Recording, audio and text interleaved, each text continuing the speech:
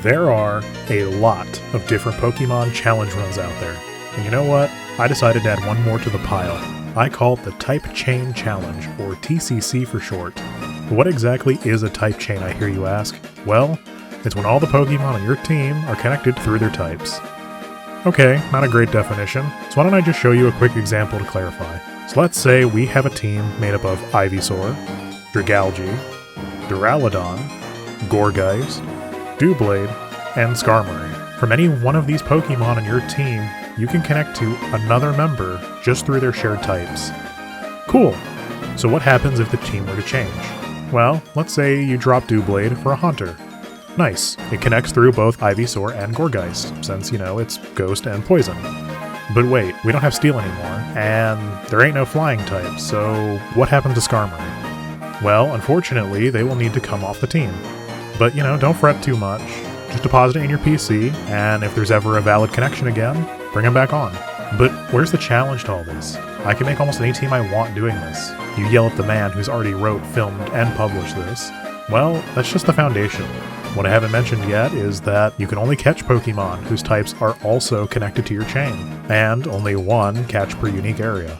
Don't need to worry if the first Pokemon you run to isn't legal. Just, get the free XP or run away, and keep trying again until you get the thing you want, or can at least have. Since starters usually don't match early route Pokemons, the challenge will not officially start until you at least catch your first wild Pokemon. Then, that becomes your official starter, and just, pop the other one in the box if it doesn't have any overlap.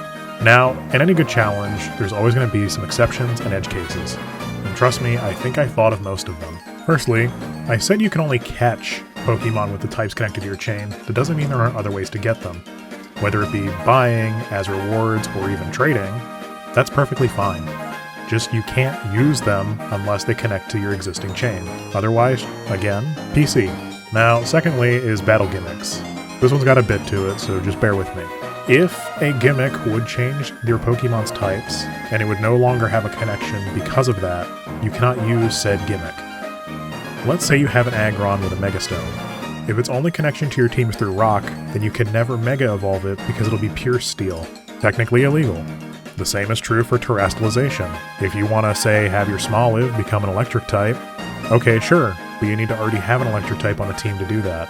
And finally, the Protein Clause. If you have a Pokemon with Protein, say Greninja, and you want to use something like Bounce, well, it would then turn him flying, and if you don't have a flying type, illegal.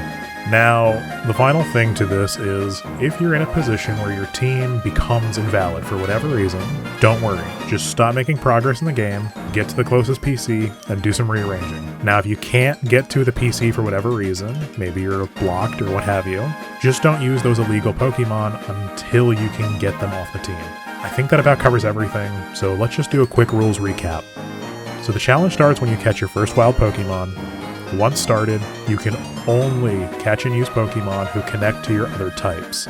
Only one Pokemon can be caught in each unique area, and that about sums it up. So why don't we bring it full circle, and let's look at an example run. For this, we're going to be looking at red version, and I'm just going to highlight the very important moments. So starting off, we'll choose Bulbasaur as the starter. He's going to be a secret tool for later. Once you deliver Oak's parcel and collect the 5 free Pokeballs, head on over to Route 2. Here we can get our first guy, and in this case, I'm going to get Weedle. This gives us not only Bug before Viridian Forest, but through Poison, we can actually keep Little Bulba on our side. Now, once we're in the forest, I would grab Metapod, mostly because it's evolution Butterfree, since we'll be able to gain Flying later on. At this point, we can head on over to Pewter, beat Rock with Bulba, and then work our way on to Route 3. I think we're going to leave the example here. Hopefully this paints a better picture of what this challenge should look like. And we're at the end of the video. I hope you enjoyed it, and maybe you want to try this challenge out yourself. If you do, give it a try, at me on most social media, or leave a comment on this video about your results. If you have any questions or comments, please let me know. If you enjoyed this video and want to see more like it, consider liking and subscribing. It helps out the channel immensely, shows me what people are interested in, and hey, I'm probably going to start posting my first run very soon. But until next time, have a great day, y'all.